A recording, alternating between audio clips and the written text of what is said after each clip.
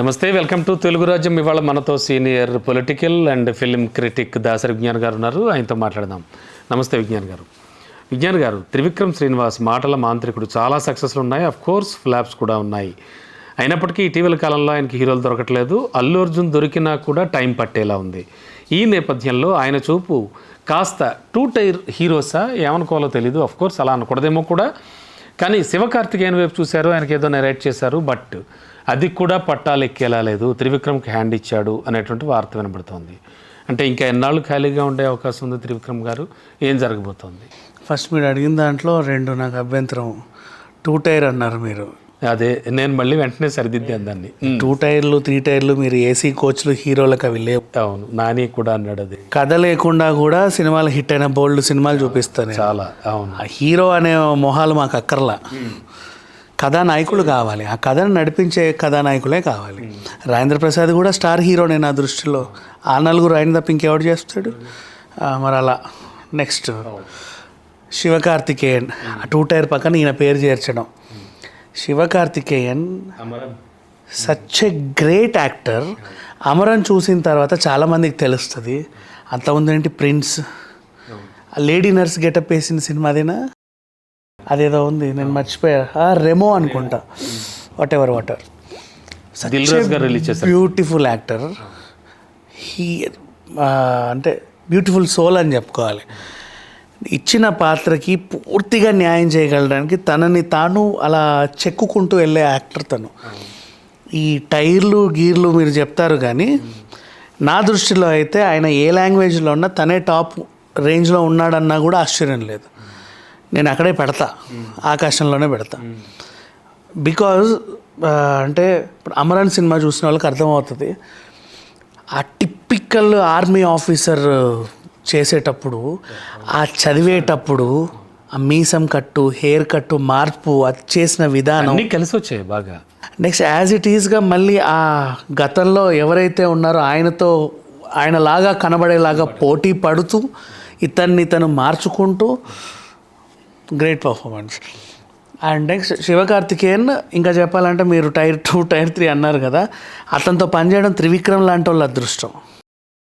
త్రివిక్రమ్ లాంటి వాళ్ళ కథకి ఆయన సరిపోతే ఆ కథ చేసుకున్న పూర్వజన్మ సుకృతం. అదేమిటి, త్రివిక్రమ్ మామూలు డైరెక్టర్ కాదు కదండి. చాలా హిట్లు ఉన్నాయి, చాలా మంచి, చాలా ఫ్లాప్స్ కూడా ఉన్నాయి. అఫ్ కోర్స్ నేను అది కూడా చెప్పాను. విక్రమ్ ఏముంది చెప్పనా, నేను చాలా సింపుల్గా చెప్తాను. త్రివిక్రమ్కి ఒక సీరియల్ మ్యాజిక్ తెలుసు.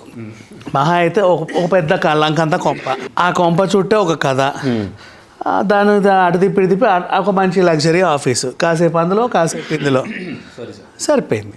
ఆదరిస్తున్నారు, సక్సెస్ మంచిదే ఆదరిస్తున్నారు. అలాంటిది వద్దని కూడా అనుకుంటున్నారు.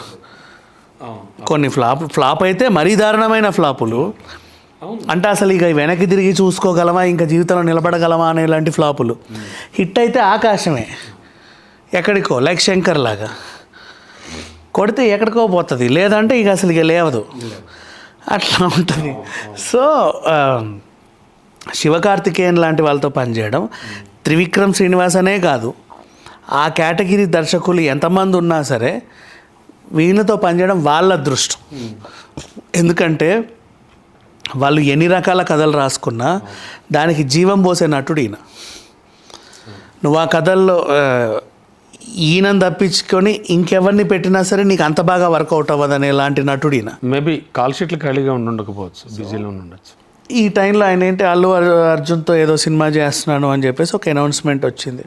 మేబీ అది పట్టాలు ఎక్కొచ్చు ఎక్కకపోవచ్చు, కొంచెం టైం పట్టొచ్చు. రామ్ అన్నారు, వెంకటేష్ అన్నారు, ఈయన అట్లీ గారితో తిరుగుతున్నాడు, మనకు ఫోటోలు కూడా ఇస్తున్నాడు. మొన్న ఏఐ టెక్నాలజీ కోసం అక్కడికి వెళ్ళొచ్చాడు, యూఎస్ వెళ్ళొచ్చారు. అవును, హాలీవుడ్.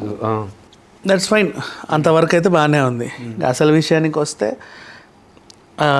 వీళ్ళిద్దరు కనుక ఒక నిజంగా సినిమా తీస్తే, అది కనుక పట్టాలెక్కితే, ఇతనికి తెలుగులో ఇప్పటికే బీభత్సమైన మార్కెట్ అయితే ఉంది. దుల్కర్ సల్మాన్ లాగా తెలుగులో కూడా ఇంకొక హీరో మనం చూడగలం, ఒక సపరేట్ ఫ్యాన్ బేస్ వస్తుంది. దుల్కర్ ఇంతకుముందు అక్కడ ఉండి అడపదడప ఇక్కడ వేసుకునేవాడు.